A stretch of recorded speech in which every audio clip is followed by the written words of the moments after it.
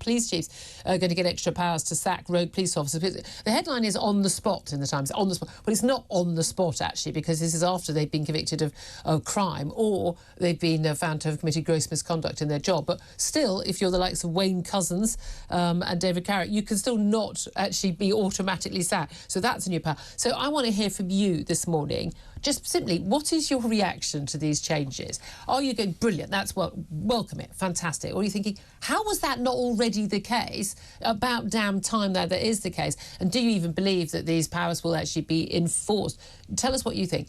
Tweet me at TalkTV, text the word TALK to 87222, and you can give us a call as well on 0344 499 1000 to have your say. Right now, let's talk to someone who will know a lot about this more closely, former Metropolitan Police Chief Superintendent Dal Babu. Good morning to you, Dal. Good morning, Julia. Thank you so much for joining us. Appreciate your time. I mean, lots to get through, but let's talk first of all about judges getting more powers to force criminals to attend sentencing for their crimes. I think, what I can understand, that actually most criminals didn't realise by and large that they had the option of not attending trial until it became known that that was the case, and so they say, well, you know, I won't bother attending that verdict. Lucy Letby walked out halfway through the verdicts for her mass killing spree of small babies in her neonatal unit, and didn't attend the sentencing to hear those victim impact statements that were absolutely harrowing. Sam has pointed out earlier, you know, journalists, hard-bitten court journalists, you know, crying when they heard what the testimony of these grieving parents. Do you think this is right, that they should be forced to attend the sentence hearing? Yeah, I think what you have to remember is that the victims want an opportunity to look the villains in the eyes and say, listen, this is the impact that you've had, particularly when you've had murders of their loved ones. But I think what happens is people see court, certainly, and many people see court as a theatre. Yeah. And they will be advised. The barristers will advise their clients on both sides, defence and prosecution. This is how you need to act. You need to sort of be dressed appropriately. Yep. Yep. You need to avoid smiling, smirking. You need to listen. You need to show due respect, because at the end of the day, those 12 men and women who are making that decision to whether you're guilty or not will be looking at you all the time. The judge will be looking at you. So they will do all of that, and a lot of people. So, for example, you'll have notorious murderers who will go in and they will sort of wear a cardigan to look more demure, sweetness and light. Yes, wear glasses, all those kind of things. So it's happened.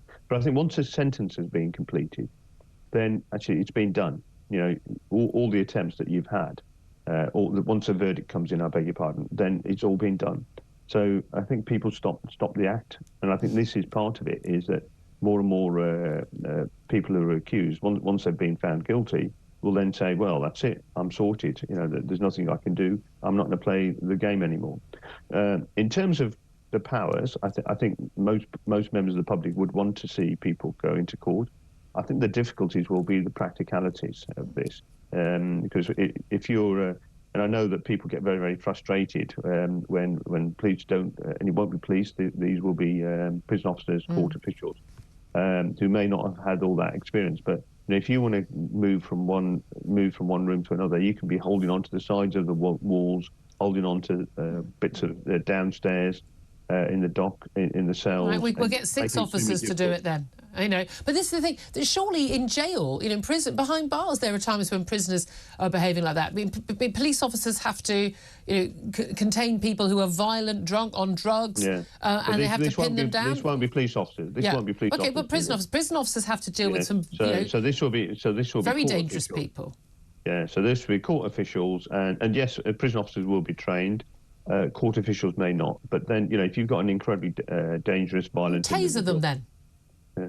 I mean, genuinely, I'm genuinely at the point, you're a convicted criminal at this point, you're required to be in court, that's the other matter. The key thing is here, cases of like Lucy Letby, I mean, Lucy Letby has been sentenced to a whole life tariff, only the 4th woman in Britain ever to face such a tariff.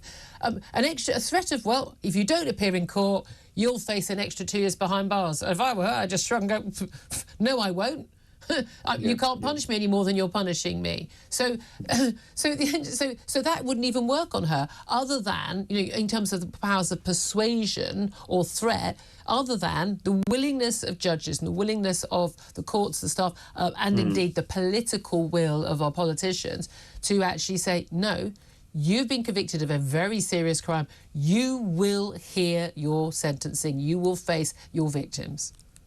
Yeah, I mean, I think most of the public will say yes, they want this to happen. I think what you'll have is, you know, people will use force. They're given the new legislation will give directions, will make it quite clear what the powers are, and we'll talk about an additional 2-year sentence if you don't comply. Libby is already getting the whole life; she's never coming out. So it's in some ways it's meaningless.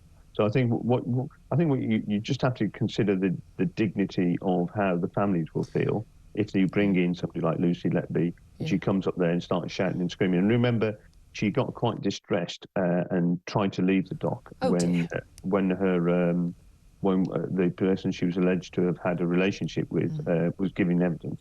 So, you know, and she was forcibly restrained during that stage. So there is powers to actually hold people. I just think we just need to stop being so namby-pamby and just say, yes, sometimes there'll be stressing scenes. But again, I'm happy for the victims of someone who's been convicted to say, no, if she's going to kick off or he's going to kick off, we would rather not. I mean, a killer could say horrible things. They could say, I'm glad I killed your baby. That would add insult to injury, make it even harder. It may well be that it's down to the judge's discretion, but I still think we need to have that fundamental right to use physical force to do so. Can I also talk to you about this change in the law, which is going to allow police chiefs to basically get rid of rogue police officers more easily? Sir Mark Rowley, the chief of the Metropolitan Police, where you used to work, of course, has said, you know, how hard it is to get rid of rogue police officers. And we say rogue, we're including the likes of, you know, Wayne Couzens, a man who abducted, raped and murdered Sarah Everard. We're talking about the likes of David Carrick, convicted of numerous crimes against women, and basically saying that these people can be convicted of the most heinous crimes, and yet you still have to go through this long process to sack them as police officers, even when someone's committed a crime or been found to have committed gross misconduct in their job, still being able to stay on as a police officer without a very long process. This will allow them to be basically sacked on the spot. It won't be on the spot. It'll be after many months or even years of a trial process. But is this a good move in the right direction, at least?